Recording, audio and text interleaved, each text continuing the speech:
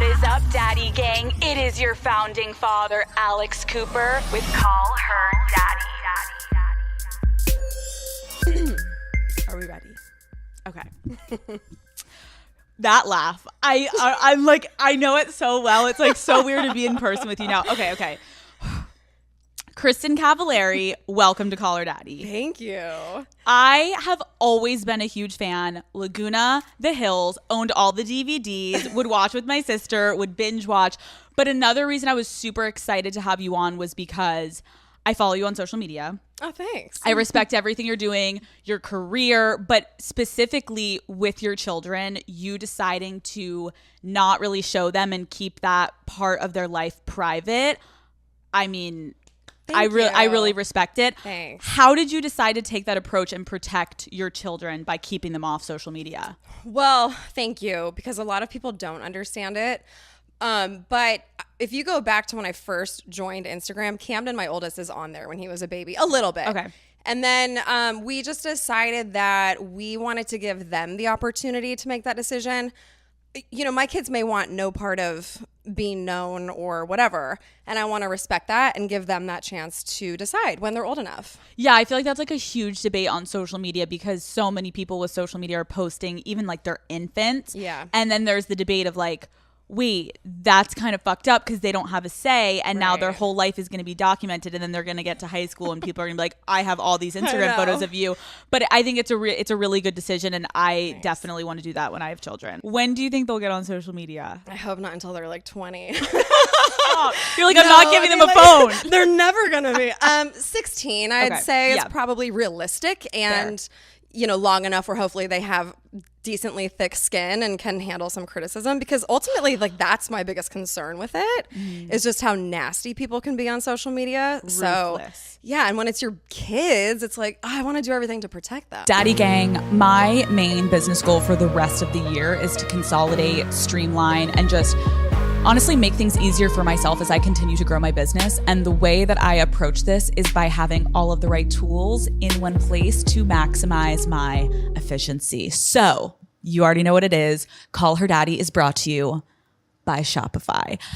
Let's all channel the back to school energy that September brings us naturally. There is no better time to get organized and to start fresh. Even though I'm literally not in school anymore, I still have that ingrained in me, right? Whether it is launching that side hustle that you've been dreaming about or finally upgrading your current business, Shopify makes it so easy for any business owner to hit the ground running. With everything in one platform, you can plan your next drop, manage your inventory, and sell online or in person without missing a beat. Maybe it's just you with your business. Absolutely no problem. Shopify basically operates as your back office, replacing the need for a full staff to oversee your operations so that you can stay focused on all the things that really require your attention. I personally use Shopify to run my business. And what I love, truly love most about it is the simplicity. Shopify is so easy to use, which takes away all this like guessing and wasting time trying to figure out how to navigate a platform. They do it for me. The dashboard is sleek, clean, and uncluttered. It makes it really easy for me to track sales, explore customer demographics, and update whatever is needed for my last drop. Shopify keeps the business side tight so I can stay focused on the stuff that I really care about, which is making these gorgeous episodes for you guys. Whether you're wanting to test out an idea or you're getting serious about launching your own brand, it has never been easier to get started. Shopify.com/daddy. Daddy Gang, this is your sign. Start the business today. There was no social media when you were growing up, but I'm curious, did you have aspirations at all to be on television? I did, and it wasn't really until high school, but before MTV came, I wanted to study broadcast journalism and kind of work my way in the entertainment world through hosting. But then MTV came and everything just kind of fell in my lap, and I thought, well, you know, when I graduated high school, I moved up to LA. I started at Loyola Marymount. I literally went to one class. And then I booked a job on UPN, which you guys probably don't even remember that network, but it was a network back in the day. I was hosting a show. Oh, wow. And so my excuse was, well, I'm traveling around the country. I obviously can't go to college. And not that I want to like promote not going to college, but it's the best thing I ever could have done. College would have done nothing for me. Right, because you already kind of had a career set in stone because you started in high school, which is like not normal, especially for like television. Yeah. You're in high school. Now we got to go through it. Okay. And MTV picks you to be on their new show. Yeah. What did your parents say when you asked them if you could be on the show?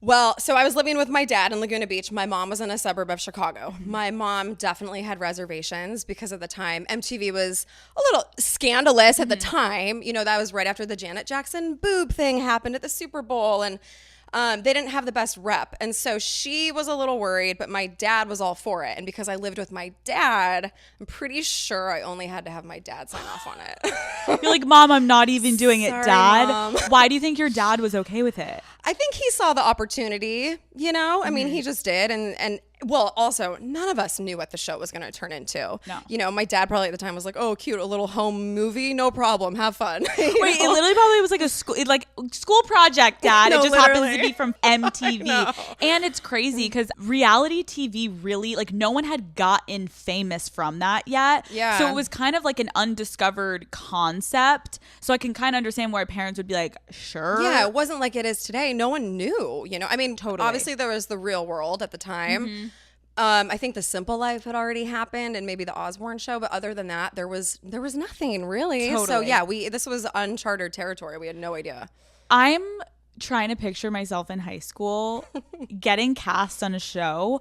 I would have failed out. I would have dropped out. No because, way. Dude, You would have been like how me. did you? No, you would have fucking crushed it. No, sure. That's the point, though. I would have been like, I'm obsessed. I get to go party with boys. Like, how the fuck Yeah, did that it just, was me. Okay, I was wondering, like, did it fully take over your life? Oh, I mean, yeah. Well, yes and no. Yes, in the sense that, yes. I mean, that was like what everyone in Laguna Beach was talking about. We filmed every weekend for like 9 months or something. But because we were still in high school, I mean, I was actually going to class still. And so during the weeks, you know, my life was normal. I was going to school, doing whatever I was doing. And then we would film, I think sometimes Thursdays, but mostly Friday, Saturday, Sunday. When you came out, did people that were in your school that weren't on the show treat you guys like No, okay. different? So what happened was the first season, everybody auditioned, right? Everyone did. Well, and then when those people didn't get it, fuck MTV, blah, that whole thing. And then those people were on season 2. And I was like, oh, really? Right. Fuck MTV, huh? That pissed me off. But I mean, it's understandable. Totally. And then when it aired, the first season aired, I was a senior in high school. Talon and I were. Everyone else graduated, went on to school. That was the one time the freshmen coming in looked at me a little differently. And I was like, okay, this is weird. You talked about the fact that your relationship with your dad was hard to heal in therapy. When you were growing up, what was that core issue between the two of you? Well, my dad wasn't around a lot, to be honest. We were living in Connecticut before my parents got a divorce, and my dad had moved to Colorado. I think I saw him maybe like once a month, like for a while. And then in Colorado is when my parents got a divorce, and my dad shortly thereafter moved to Laguna Beach, and I was still in Colorado. Then my mom got remarried and I moved to Chicago. And then my freshman year of high school is when I moved to Laguna, moved in with my dad, my stepmom, who was 20 years younger than my dad, and my brother at the time, who had also been broken up with. Okay. He moved to Laguna when I moved to Chicago. And honestly, my dad and I were just never close. And I just remember in high school, I never wanted to be home. Like, I just never wanted to be around that environment. So that's why I think I fell into like friendships a lot and going out. I was kind of the party girl, and I was just, you know, that's where I found connections. Did you want to move to Laguna? I sort of had to because I was getting in so much trouble in Chicago, and I had a major issue with my stepbrother, and like all of the pieces just fell into place for me to move. My mom wanted to ship me off to boarding school, and my dad said, let me give it a go. Let me see if I can control this wild beast. So I moved to Laguna my freshman year of high school, and honestly, the best thing that's ever happened to me. What were you confident about in high school, and what were you insecure about? Well, it's funny because on Laguna Beach, everyone thought I was this super confident kid. And now that I've had to go back and watch the episodes for my podcast, I don't see a confident girl at all. I see actually someone who's incredibly insecure. You know, that saying, confidence is quiet, insecurity is loud. Well, I was that, you know, I was overcompensating for my insane amount of insecurity. And so I think most kids are a mess. You know, most high school kids, you don't know the fuck you are at 17 years old. But I think really probably because I didn't have a family member in my life that I was really close to. My mom now is my best friend, but at the time we were not close. Wasn't living with her. You know, I never wanted to be home. So I think that was probably a large part of it for me. That is really interesting because I think like watching it back, sometimes when you're in your head about whatever your insecurity is for you, you're like, I kind of feel like I'm alone out here doing my fucking thing. Yeah. You kind of just have to fake it till you make it. Exactly. Was there anything when you were social with your peers that you were insecure about? No, I mean, that's really where I kind of found my identity, I think. And so I moved around a lot growing up. And I think because I was always the new girl, I was a survivor. Like you could throw me in any situation and I was going to figure it out. I knew how to navigate through situations. That's maybe where like the confidence came from, because I wasn't someone who's going to like, you know, crawl in the corner and suffer. I was like, boom, here I am, let's go. But I was faking it though. That makes so much sense. I can completely relate to that, where you're like, I'm about to walk in this room and I have two options. Yeah. And so sometimes being like the loud one, it just gets you in the door, and it immediately, if you exude confidence, eventually you're going to fucking be confident. Yeah, exactly. Yeah. If you had to guess, who would you be now if the MTV cameras never showed up to your high school? Oh my God, I love that question. I mean, I think, wow, if I was never on Laguna Beach, I probably would have gone to school and, you know, studied broadcast journalism, hopefully would have worked my way in still. I don't know. I feel like in a lot of ways, I probably wouldn't be as far along on my journey as I am today, because ultimately being on TV at such a young age and going through everything I've gone through over the years has really forced me to grow up a lot, I think. The older we get, we realize life is building blocks and everything starts to make sense. And so I feel like just everything that I've been through, like I feel like this was supposed to be my journey. Totally. So I can't, it's hard to sit here and be like, well, if not, because I just feel like I was destined for this. I think a lot of people are fascinated because, like you said, high school is hard enough. Like high school is such an awkward time. You're trying to figure out who the fuck you are. You're dealing with peer dynamics, family dynamics. How did it feel? And I think this is where we all are so fascinated with it, because it's really not natural to have grown-ups with cameras in your face. Like, I feel like your scenes were always like you chilling in bed with Alex in the morning, like discussing what happened the night before. But it's like, how did it feel having these grown-ups come into your life, stir up drama, and kind of like manipulate these storylines to get a good show going when you're in high school? Yeah, it's a weird dynamic when you really explain it like that. I mean, my whole life I had trust issues, but then really when you're 17, 18 and you have adults taking advantage of you and manipulating situations and in a lot of ways just straight up lying to your face, I mean, that'll rock your boat for sure. Trust is like my biggest issue with people. And so that obviously didn't help that situation. And now that I'm older and I've been on the other side of reality shows, like Very Cavallari, I was an executive producer, which was the best thing for me to end my reality TV career with that experience, because it left a really good taste in my mouth. But it was also really eye-opening to be involved in those conversations of like, oh, these are the storylines we're getting. And no matter what you do, they're going to get the storyline they want. So I understand from a producer's perspective, now that I'm an adult, why they do the things they do. They have a job to do. I get all of that. I just think it's a tricky thing when you're dealing with children. I mean, we were kids, you know, that's where it's like, it's tough. It's really tough because in one part, it became one of the biggest shows.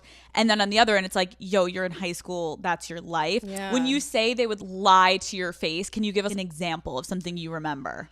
Well, so I look at Laguna Beach and the Hills as two very different experiences. Laguna Beach was more just, no one really ever told us what was going on or like what they were trying to do, you know? No one prepared us for what was coming. I just remember one producer in particular before it aired saying, well, you know, you can definitely tell that you're not from Laguna Beach. And I was like, oh, okay. Like, what does that mean? And then it came out and I was like, oh, you mean because everyone's going to fucking hate me? And this is so not who I am. You know, but like, I don't know, a bigger heads up would have been nice. How much you guys fucked with me. That kind of stuff. When you say fucked with you, are you saying like they really leaned in to try to make you that villain role? Yeah, oh yeah. And That's why I've really loved doing the Back to the Beach podcast with Steven, because we literally go through scene by scene and break it down. And it's been therapeutic for me. It's been eye-opening. It's been really fun also just to break it all down, because I'm not emotionally invested in it anymore. Where at the time, I remember Steven being like, that's not how it went down. But I couldn't hear him or believe him because I was so upset about it. And so, yeah, being able to go back and watch it and just get to the bottom of it, I've loved every second of it. When you realize, like, wait, I look like the villain in this, what the fuck did that do to you mentally? I was pretty wrecked for a while. I was so upset. I was really upset when I saw the first episode. It was hard. It was you and Lauren Conrad. Essentially, the first premise was like you guys fighting over a guy. Yeah. Did you and Lauren...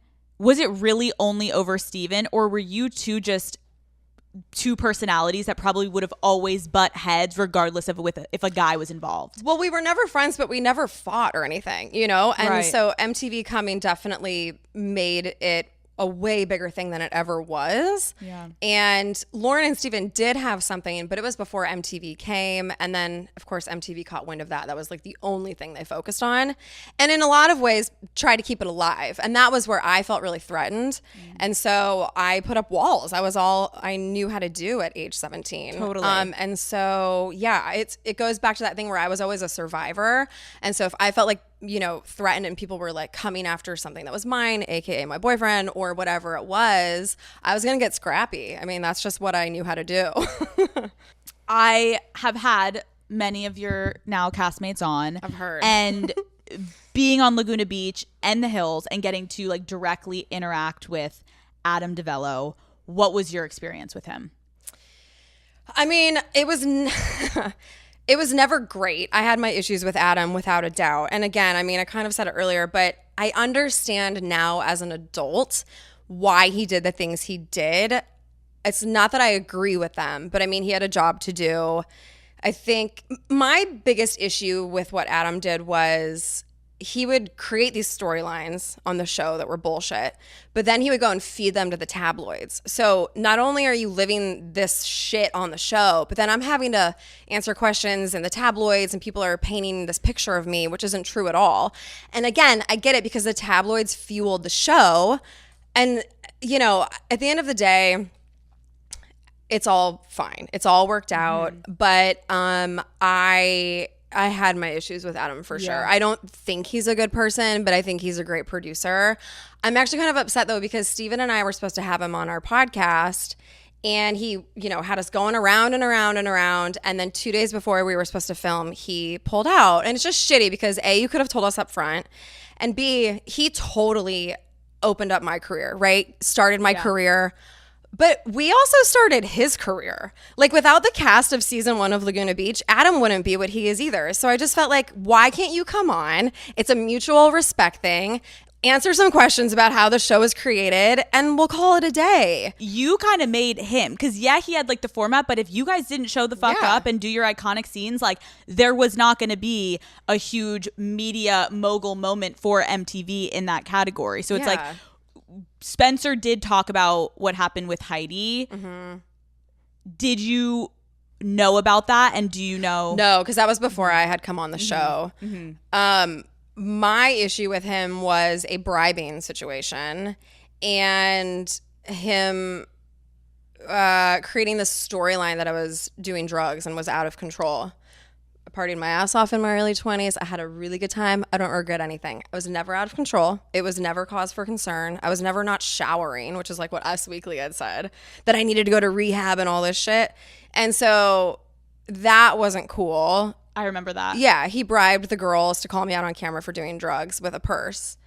So, but, and that was difficult. And Adam and I got in a huge fight about it. And because what I was doing then, because then he fueled it to Us Weekly, I would be on camera filming and I'd be like, I know it was Adam, like going around just running my mouth. Right. And Adam called me and he was like, you have to stop saying that. I was like, but you did. Well, that's also fucked. And I think that's where I think it's fair for you guys. You're not discrediting the show. Even you sit here and you're saying, great producer. He knows what the fuck he's doing. Yeah. But I do think it's fair to clear your name, because I was going to ask you that about, like, there was that huge stint I remember with The Hills where it was like, she's on drugs, she's spun out, and they like got you when you like just woke up, and they were, the girls were like trying to have an intervention. And I was like, is Kristin really on drugs? Intervention. And that fucks with you because your kids are going to watch that one day. Yeah. Like, and so I think it's fair for you to be able to at least clear your fucking name with the drugs. I partied. Like, I'm not going to sit here and say I never did. I had a lot of fun. And I'm glad that I did. I got everything out of my system. But it was never...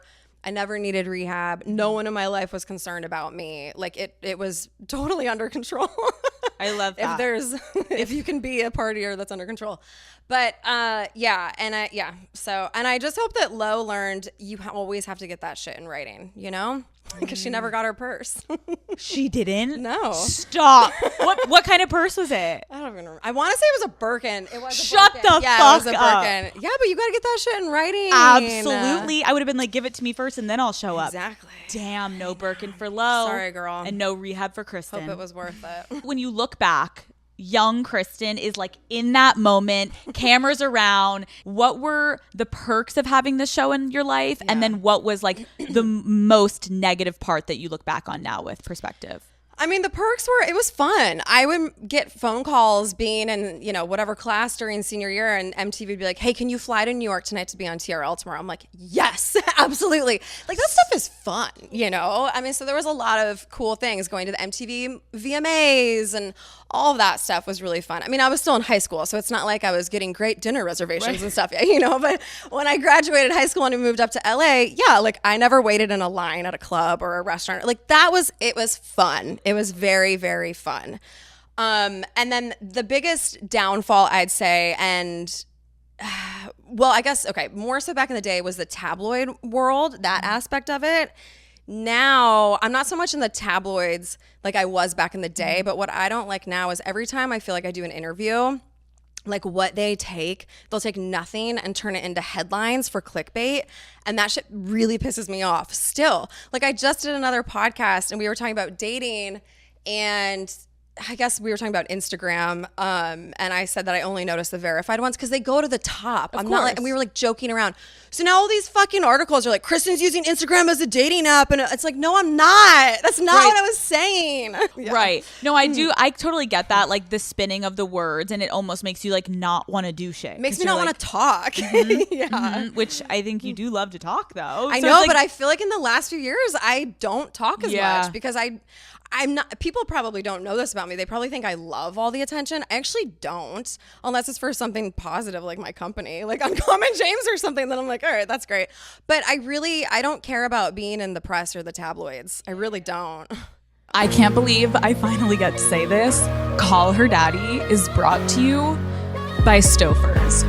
You don't even understand. Daddy gang, let me set the scene for you, okay? It is 6 o'clock. You get home after a long, stressful day of work, and you feel like you can't make one more decision, right? You're burnt out, you're tired, but you realize you're starving. It is dinner time, but even just thinking about what to make feels so overwhelming, okay? The fridge is empty, obviously. The idea of cooking sounds miserable, and all you want is something easy, delicious, and satisfying. That is where Stouffer's comes in hot, literally. When the clock strikes dinner, think Stouffer's, because that is literally what I did my entire childhood, okay? Dinner dread is real, and as someone who hates to cook, figuring out what to make or even just to like order, I don't need that stress in my life. I really don't. I cannot tell you how many times I've been so grateful to come home. I open the freezer, boom, Stouffer's, boom, which one do I want, okay? Whether it's a slow night or a night in with Matt, Stouffer's has been my favorite tasty meal since day one. Shout out to my mother. She and I would eat the mac and cheese. That was like a weekly staple. Their lasagna is actually incredible. Oh my God, the Swedish meatballs, my favorite. Oh my God, the turkey and mashed potatoes with the gravy. Oh my God, the turkey tetrazzini, you guys. Stouffer's delivers big on flavor with great ingredients in every single frozen meal. For nearly 100 years, it has been the dependable choice for bringing friends and family together so we all can spend less time cooking and more time enjoying the moment. So skip the chaos, cancel the internal dinner debate, and solve dinner dread with Stouffer's. Shop now at your nearest retailer today. Stouffer's, I love you. Is MTV paying for everyone's therapy? They should be. But no. They didn't offer. No. And actually, Steven told me on our podcast that they gave him a speech coach. And I'm like, really? Because I probably needed one out of everybody. And they didn't offer me that. They offered him. Wait, back when he was in Laguna? Yes. Yeah. Did he need a speech coach? I didn't think so. I did.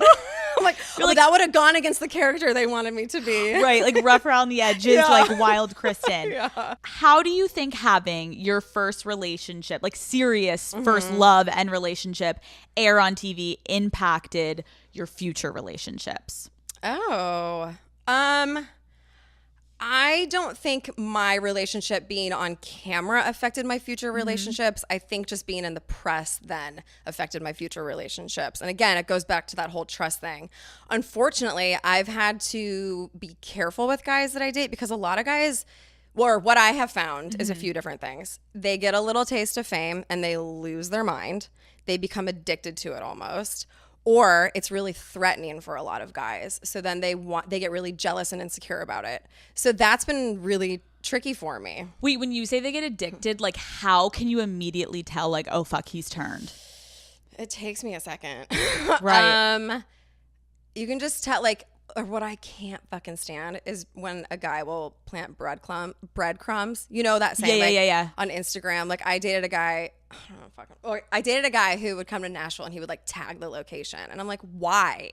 You've never tagged a location in your life. Why are you now? That shit I can't stand. Because it's so purposeful. Like he's looking to kind of be like, I hope this gets picked up by someone and I hope there's an article. Like, are they seeing each other? Like you're disgusting to me. You're like, I don't even know you that well. We're trying to get to know each other. Like before we actually start dating, like chill the fuck out. Or what I've noticed, if it's not about the guy, the attention, they do not like that. So then they're like, oh, you know, like, totally their ego I'm like, is it's because it's not about you. So you married someone that was famous and was in the public eye. How did you meet Jay Cutler? So I got a call from my publicist in 2009 when I was still filming The Hills. And he said, Jay Cutler wants to fly you to Chicago and take you on a date. And I had no idea who he was. And I just wasn't interested, quite honestly. So I said no. I obviously told my mom about it, though, because a year later I was visiting my mom, who lives in a suburb of Chicago. And we were going to a Bears preseason game with my cousin for actually my friend Matt Leinart, who was playing on the opposing team. And my mom said, you know, didn't Jay Cutler ask you out? And I was like, oh, yeah, I totally forgot about that. My cousin, who is like the biggest Bears fan, told me what an idiot I am. So long story short, I got his family passes to meet him after the game, thinking I would never talk to Jay ever again. And, you know, but my cousin would be like over the moon about it. And he walked in and he was a lot cuter in person. And we hung out 2 nights later. And then honestly, we just moved so fast. I mean, we got engaged after 8 months and it just moved. What initially attracted you to him? So at the time, I remember my life felt very claustrophobic living in LA. I couldn't leave my house without a million paparazzi every day, and I just was over it. Every guy in LA I felt like was a little bitch, to be completely honest. And I wanted someone who could like be the alpha, because I felt like everything in my life, I was always the alpha. So I wanted to be in the passenger seat for once. Jay checked all of those boxes. And honestly, we just had chemistry. Like you can't pick and choose who you like, you know what I'm saying? Totally. And so we just had that spark. Totally. And yeah, so with where I was at the time in my life, he was perfect for me. I wanted to discuss dating an athlete and marrying an athlete because I've dated I was going to say a few. I've dated a lot of athletes, okay? Everyone knows I've dated a lot of athletes, had serious relationships, flings, whatever, and they're an interesting breed. Yeah. Was Jay your first professional athlete that you dated? No. Mm-hmm. I have a few under my belt as well, So you kind of already knew kind of the game. Yeah. You know, it helps when you have them under your belt because you kind of know. I get that world. So well. You have like the whole playbook ready to go. Like musicians, fucking insane. I won't go near another one, but athletes, I could do that world. Oh, yeah. They're all the fucking I can do that shit in my sleep. Absolutely. What were some of the perks of dating a pro athlete in your mind? Well, in Chicago, I mean, he was a huge deal, you know? And so it was like, instead of me always having to get a dinner reservation, like Jay could fucking do it. Like dumb shit like that, though. But it mattered at the time. Life was just, it was easy and fun with him. Totally. You know? Did you fit in with the other players' wives? Yeah, I did. You did? I did. See, I didn't as well because they would want me to go to a luncheon or like There's a lot of that shit, which I wasn't a fan I couldn't of. do. No, but like, yeah, we all got along. You got along. Yeah, yeah. But maybe you weren't like at all the luncheons with like the big hat. God, no, I don't think I went to a Bears luncheon until like my last season there with them. I was like, Dude, all right, they I'll would go. always ask me and I'd be like, ladies, I got to go to work. Yeah, and they'd well- be like, but we have a luncheon at noon on Wednesday. Yeah, you're And I'm like, sorry. sorry. Yeah. No, but they are sweet. They are They sweet. are. So you got What I along. found was most of them had been together since they were like 18. So many of Yeah, them. yeah. And I guess I get it. And I think that's where maybe it was cool because you had a different dynamic where like a lot of them try to stay with the people that knew them before they got big. Right. And you and Jay had a different dynamic because you both were big in your own right. So there could kind of be this just mutual, like we both have our own things going Yeah, on. That makes yeah. sense. What were some of the hardest aspects of being married to someone whose job is to play football? Well, I mean, I love someone who has their own shit going on, so that was great. But I think the hardest part was watching him get the shit beat out of him week after week. You know, football's a really tough sport, and so that was difficult, especially after we had kids too. You know, then things just become even more serious. But other than that, loved the schedule, loved him traveling, loved him go. Like, please go do you know? Yeah, I also feel like football is like one of the better schedules. 'Cause, It's like, not bad at all. baseball, it's like I'll see you never. Bye. Also, Bye. that's why they have girlfriends in every city. Every Yeah. single Uh-huh. city. They would always call it like road beef. And I was like, excuse me, why are you saying this in front of me? And my boyfriend's friends would always be like, our road beef in like Minnesota. I dated a baseball player who actually sent flowers to me and one of my friends on Valentine's Day. I mean, this is so long ago, but yeah, I was like, oh, you Like got they have flowers no too? shame. Cool. No Yeah. shame. No shame. They're like, what? No, literally, and totally told me he had a girlfriend up in San Francisco. Like, I mean, oh yeah, I was like, oh, okay, well, hey, no there's shame. something about the honesty. I'm like, well, at Wait, least they're like, but like, she's my girlfriend in that city. yeah, You're like, you're here. what? Yeah. What? No. Did you ever worry about Jay's behavior on the road when he was gone? I didn't. And that's why football is actually a good sport because they're gone for one night. They have curfew the night before. It's the night before a game. As soon as the game's over, they get right on a plane and come home. There's no room. There's no, I room mean, for that listen, behavior. they do Yeah. and they have and they will continue to. But at the time, I didn't have any reason to suspect. How did the dynamic of your marriage change once Jay retired? I mean, it actually kind of didn't. And we started very Cavallari right away. And so it didn't. He was just around a lot more. Okay, so you guys were getting to spend more time. A lot more time, yeah. Initially, when you got engaged, you postponed the wedding. You said one of the reasons was you didn't want to be a stay-at-home wife. What made you think that you would have to be staying at home if you got married? I mean, it was so much bigger than that, though. I think I probably said that at the time to like say something and move on. But basically, I called off the engagement the same reason I got a divorce. Same reasons, I should say. And so I guess if there's any takeaway from that is you can't ignore red flags. People don't change. And you got to trust your gut. I was 23 when I met Jay. You know, I was a baby. And at the time in my life, getting married and having kids was the next natural step. I'd gotten everything out of my system and I don't regret anything at all. And I really am thankful for our time together. But yeah, I just think, you know, now I'm so different dating. I see shit a mile away. And now it's like, no, I'm actually not going to put up with that. Because you know what it is now for me? It's a huge turn off. Instead of being like, oh, well, you know, maybe he'll change. Maybe we could fix him. It's like, nope. Goodbye. Totally. I don't have time for that anymore. You say it wasn't because of loss of love that you guys got divorced, Yeah. but because you couldn't be in a toxic relationship anymore. What was toxic about it?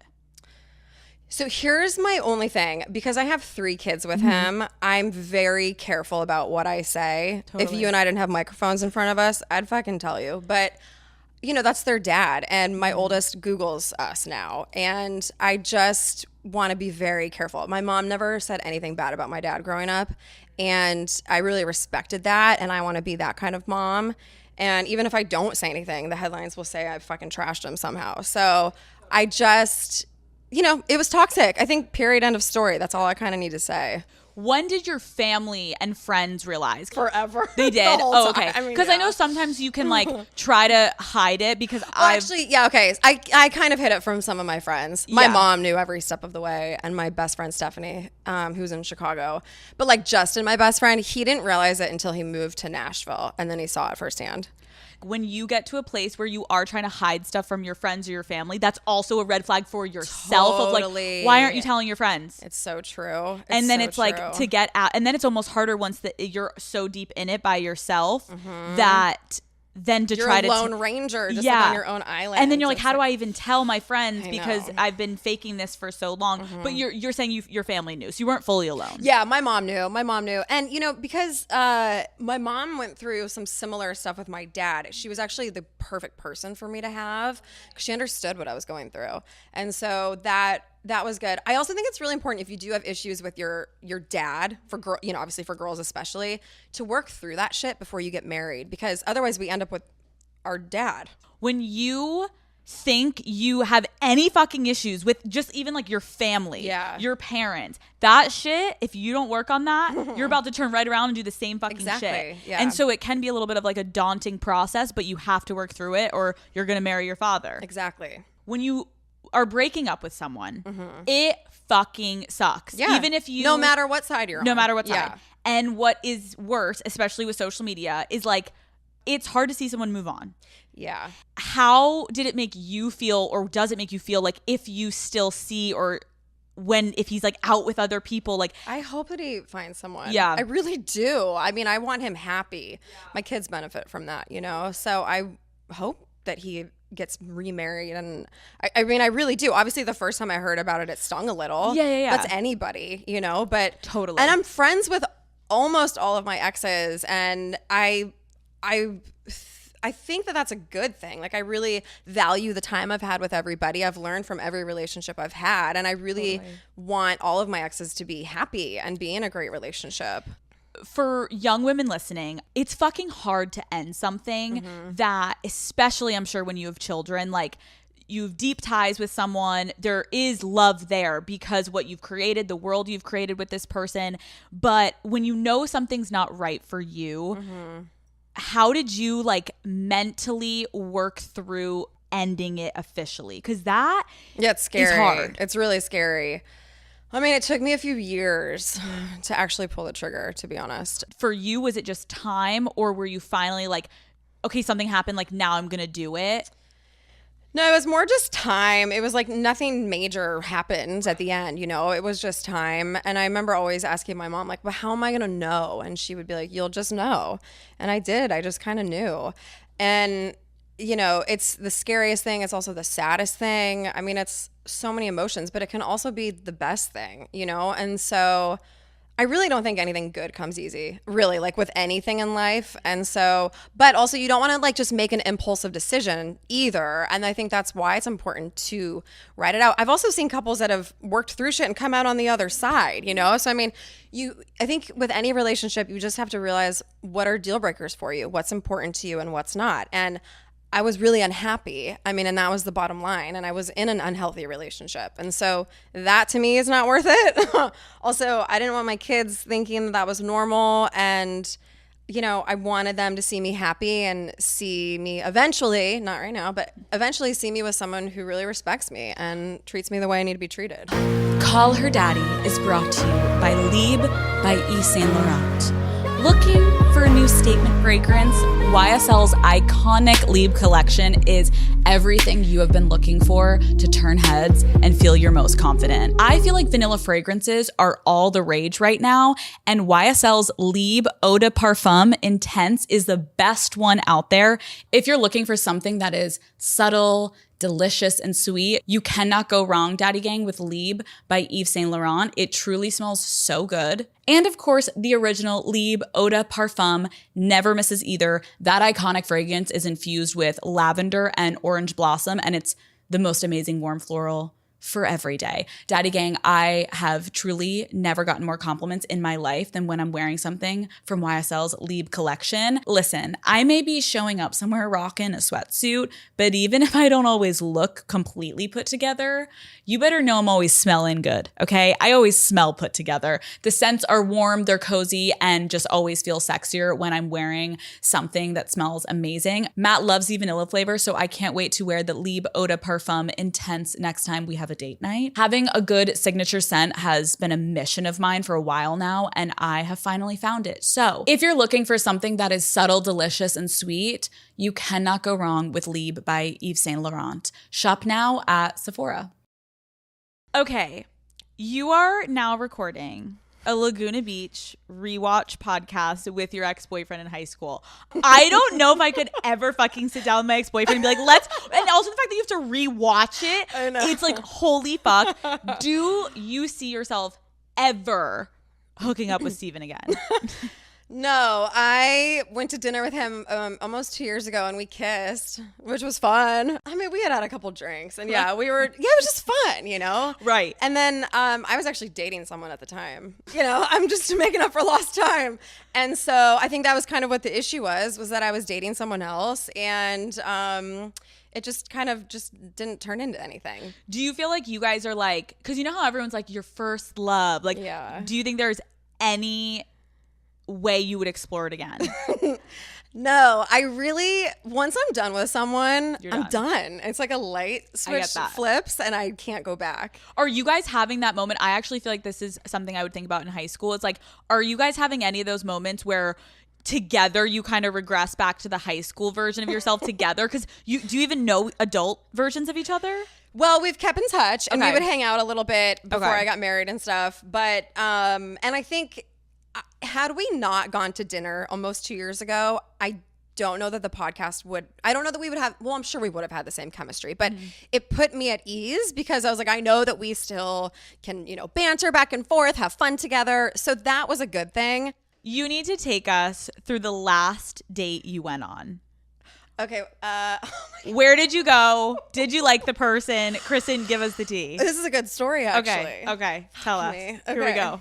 So I hate actors, you know, No. like I've always known that. Like in my early 20s, I went out with a few and I was like, they're the worst. But an actor asked me out. I was like, all right. So this was in LA. This was probably like 2 months ago. And went to Laurel Hardware. God, I hope he doesn't hear this. It's okay. It's fine. I've gone on dates there too. Let's just pretend it was me there, but you there. Who was it? We don't know. Keep going. Laurel Hardware. That's a good place for drinks. So he was slamming drinks. And then at one point he was telling me he does his own stunts. We were sitting at the bar, okay? It's fucking packed. He gets up to reenact a stunt that he had done. Accidentally runs into the waiter and is like, oh, I'm so sorry. I was like, please sit the fuck down. I can't. Just creating all this commotion in the middle of Laurel Hardware. I am so turned off. He tried to do a stunt. Reenacting a stunt in the middle of a packed restaurant. I was like, please sit down. Also, please like, just drawing so much attention. That's why I'm like, oh my God. Also, why are you doing a stunt in Laurel Hardware? Sit the fuck down. And to confirm, anyone that's not from LA, that is a packed bar. It is not a hardware store. Thank you very much. It was awful. So then did you talk to him afterwards? He's texted me a couple times. And I can't just like ghost someone. Right. But I give him like a one-word response. I don't even know him. We're in a serious relationship. Dude, literally. No. Okay, so you're just kind of like, I get that. Wait, why do you think you can't ghost someone? I'm too fucking nice, which people would not know about me. I'm too nice. Really? Yeah. I wouldn't want to be ghosted either. I would actually appreciate someone just being like, hey, you know what? You're great, but like didn't feel any chemistry. Totally. Which I said that to another guy. I was like, hey, I didn't feel any chemistry. And his friends were making fun of me for weeks about it. I'm like, I actually thought I was being like mature, not wasting anyone's time. Wait, I love that. What can they say to that? Exactly. You can't he say deleted anything. my number and told all of his friends and everyone was making fun of me. I'm like, okay, well, thank you for validating why the fuck I don't like you. Right. And like, I'm an adult and like, sorry, you couldn't take the fucking truth. I'm trying not to waste anyone's time. Like, Totally. let's move on. If you are not having a good time on a date, because I feel like this is me and I'm wondering if it would be you, they won't know that I'm not having a I good know. time. I'm I going to know. like people please it up and be like laughing, and then he's going to think we're leaving and I'm having the best time, and I'm not going to want to talk to him. Do you give signs on a date if you're not into it? I know, because it's the same thing. Like, I'll fucking show up to the party, you know? But what I've been doing is I won't go on dinner dates. I will get a drink. Smart. They usually turn into dinner because, again, I'm too fucking nice. But like I came this for a guy who fucking was bad acting out persona. stunts got dinner with him. I'm like, what am I doing? You're like, let's get the ravioli. Dude. Like, I gotta go home. Fuck. Kristin. Yeah. So, because I need to come up with a better game plan of oh, well, I have an early morning, you know. Right. Actually, this is another funny story. I almost want to say who it was with. Please. In my early 20s. Okay. You have to on Call Her Daddy. Come on. All right, I'll say it. Don't say it. It's in your early They're like, Mama, this is going, don't say it. All right, I'll tell you the story. So I went on a date with a guy. This is my early 20s, height of my partying career, right? Okay. He was vegan and he was sober. And I was like, one or the other, right? Pick one. Pick one. Preferably both, or like be both. So I was like, I have an early morning. Well, sorry. Went back to his house, made out with him on his bed. I was like, I have a really early morning tomorrow. Gotta, changed in my car, went to Hyde. I'm such a dumbass. Of course, there's paparazzi. The next day he was like, my friend saw you at Hyde. I was like, oh, really? Oh. You're like, it's so crazy. I was on my way home and I got an email that the event in the morning was canceled. So I thought you were asleep. I'm going to go to Hyde. I felt so bad. I felt so bad. And he's really cute. But like at the time in my life, like I'm eating meat and I'm drinking a lot of alcohol. Like, we can't do this. No, I actually respect the honesty though, because I have done something similar where like, if they're just not on your wavelength, and especially when you're in your early 20s and you're like, I am going to every club. I want to be known at that club. My job is to go out right now. I don't think you understand that. And so it's like, even if they're a great guy, maybe if you met him later on. By the way, if I've seen him not that long ago, but like great guy, totally. like just not meant for you. No.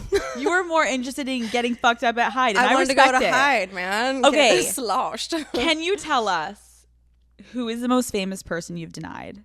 Denied? Oh God. What about initials? Your publicist is having a panic attack. What about tell us the profession? I didn't deny a lot of people back in the day, to be honest. You're like, did you just hear I'm a people pleaser? You're famous? I'm staying on the date with the guy doing the stunt. Alex, everyone's getting dinner with him, all right? Fine. No one's getting denied. Okay, how about this? You see someone on Instagram you find attractive. Okay. How do you vet these people to see if they're worthy of you DMing them and pursuing them? I won't DM. You don't? No, I won't make the first move on Instagram. Why?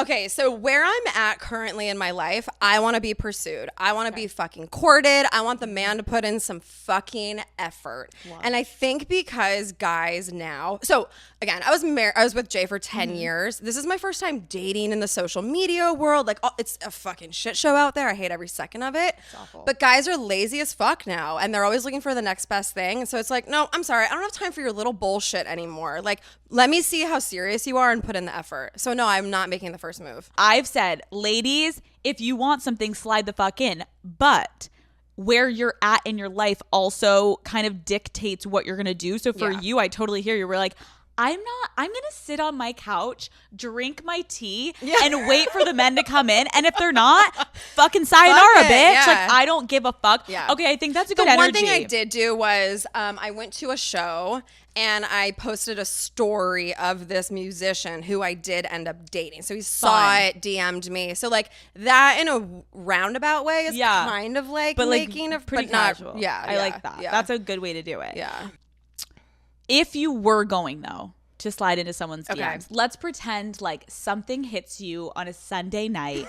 The kids are gone. You're bored. You're like, maybe I'll give it a try. What is? Well, he's got to be fucking hot. Okay, right? true. I mean, what are you going to slide in with if you had to? Okay. If you like, had what's to. my pickup line? What would you say?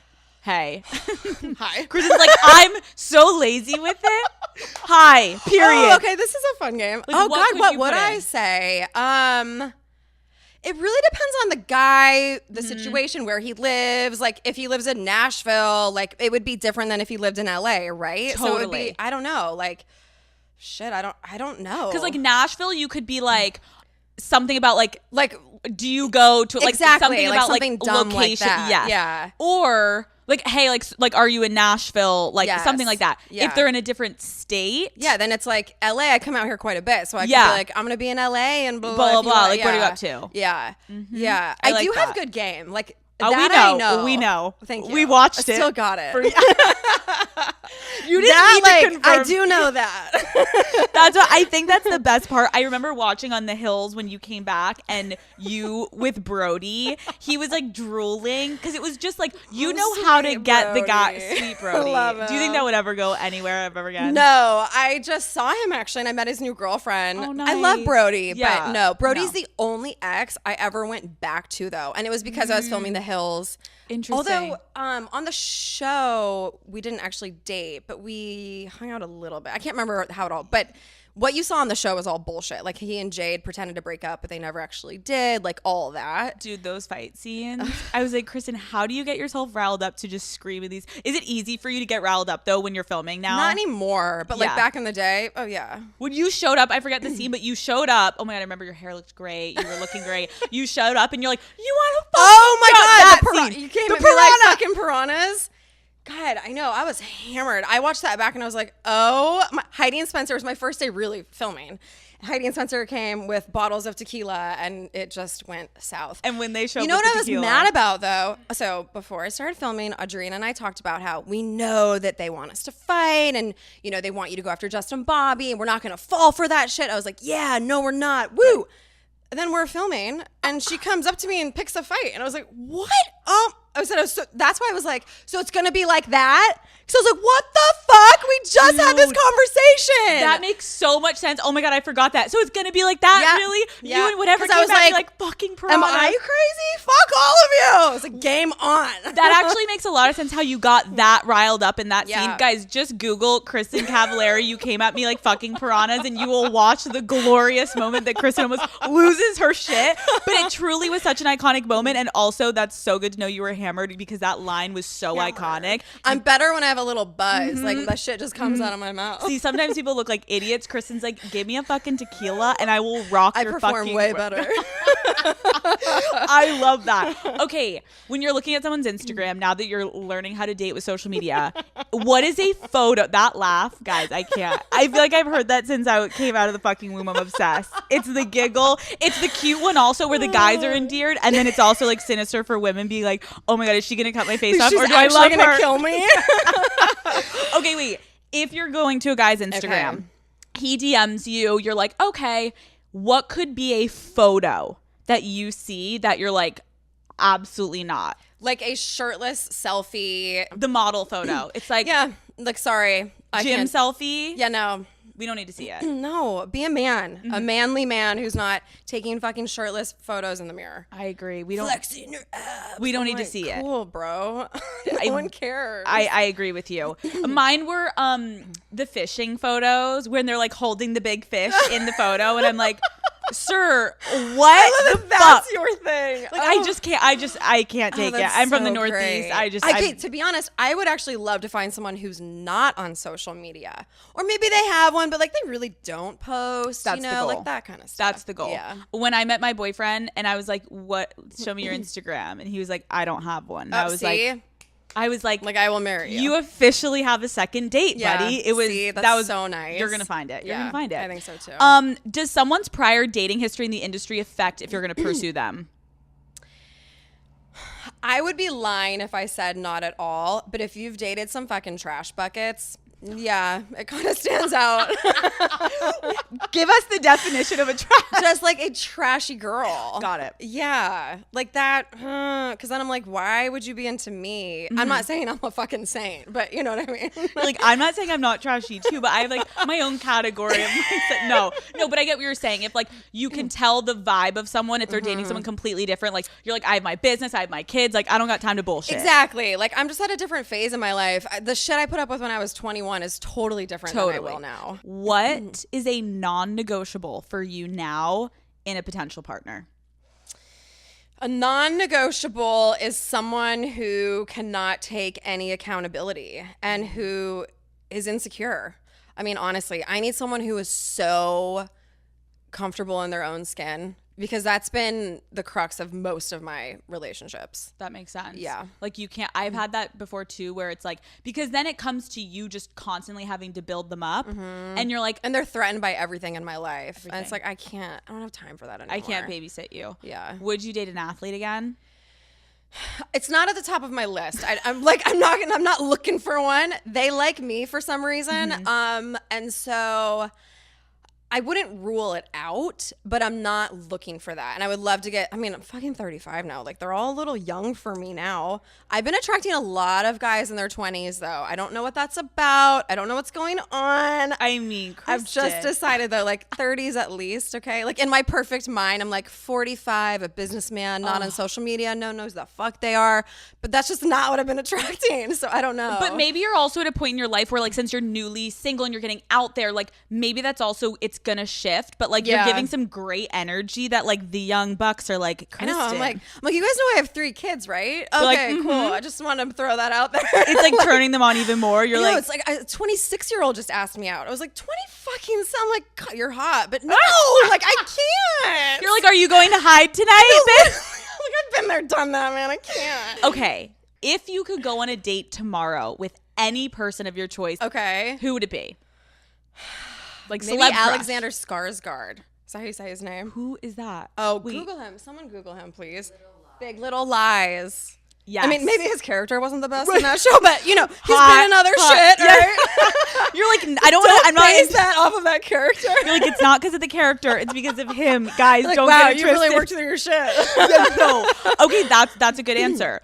Okay, as we wrap up, you are everywhere. I feel like when I was prepping for this interview, I'm like, I can't keep up with Kristin Cavallari enough. Do you feel exhausted by the fact that your income and your job is slightly dependent at times on you being in the public eye? Yeah, I do, because honestly, if everything went away, I would be okay. But now that I'm a single woman, especially supporting 3 children, I have to keep my money coming in, right? And so, yeah, it's kind of but in the same breath, what I'm doing now, I really love. Like the podcast, for example, I've really enjoyed. And I do feel like because I live in Nashville, I can kind of separate a little bit and I go back to a really normal, peaceful life. And so I actually think I have a really good balance with everything right now. I think that's great. Yeah. And being on TV, sometimes I feel like we get a version of you. Like you said, I just learned that you weren't like the most confident girl in high school. And it's helpful to hear you be able to kind of like debunk those myths about yourself through time. What is something you feel like people don't understand about you that you wish you could just like set straight and they understood like who Kristin Cavallari is? Well, I think there's obviously a lot of sides to my personality. I do have that like fiery go-getter part that I think a lot of people do see. I also can be very shy and very reserved. I'm a homebody. I recharge by being quiet and having alone time. And I just think people would be surprised at what a normal life I live. Like people always assume I have chefs and nannies and butlers. It's like I don't have any of that shit, you know? And so I think I don't know. I think I'm way more normal than people probably think. No, I love that you're explaining that because I think also like you could be in LA going to all the places, getting paparazzi'd all the time. Yeah. Like it takes someone to like specifically try to like maneuver the world and not be photographed all the time. And there's ways to do it. There is. Yeah, there is. But it's cool that you're like living in Nashville. Because isn't your house like not? Yeah, I'm actually like 35 minutes outside of the city, like out in the country. So you're living a pretty normal life when you're there. Yeah, I am. And the other thing too is like I'm not seeking press. Like obviously I just did this video for my company with Tyler Cameron for Uncommon James, which I knew would get press, but that's different. That's for my company. I'm not like out there trying to like be in the press and be in the media and like only date someone famous and like I don't think like that. And so and I think because I am in the press a lot, like, and I actually roll my eyes at that shit. I'm like, how the fuck are they creating a story out of nothing? I actually just had to like talk myself off the ledge the other day because I was like, okay, look at it this way. At least you're being talked about. People care. It's like, you know, I have to just kind of like turn the narrative around in my head, because otherwise I'll drive myself insane. Do you think it's helped you though that you have now this brand that like now you're not just fully, it's not all about Kristin and who she's dating and your love life and your social life, because that's what it originally was. And now you have something you're like, no, this is my business. Yeah. And this is like something that's completely independent of who I'm dating. Yes. And that's how I can justify it. I'm like, well, if people are talking about me, my company benefits. And so it's all good. It's all good. Totally. Yeah. Kristin, thank you so much for coming on Call Her Daddy. Thanks for having me. You're amazing. Fun. Oh my God. We're going to have to do it again.